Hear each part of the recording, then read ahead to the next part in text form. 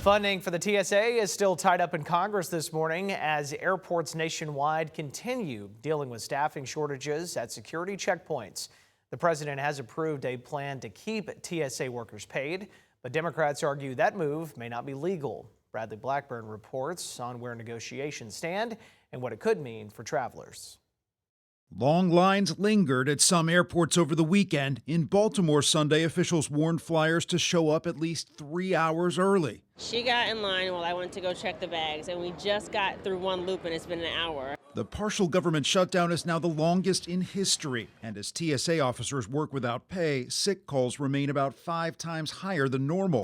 In cities where officers drive long distances to work, some say high gas prices mean they can't afford to get there. How can I show up if I don't have the ability to?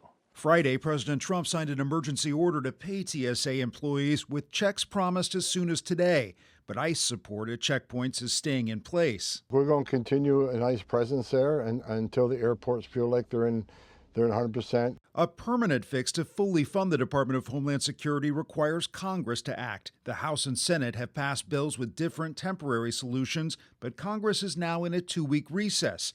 Democrats are still demanding changes to ICE tactics. We're asking that guys not dress like Navy SEALs when they go into Minneapolis. We're asking that they wear badges the way every other police officer does, that they have warrants when they break down doors. We need ICE. We need Border Patrol. President Trump wants Congress to pass legislation that also includes voter ID requirements and other measures. Democrats have called his emergency order to pay TSA illegal because it sidesteps Congress.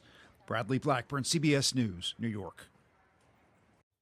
Since the partial government shutdown started, roughly 500 TSA officers have left their jobs, about 1% of the agency's workforce.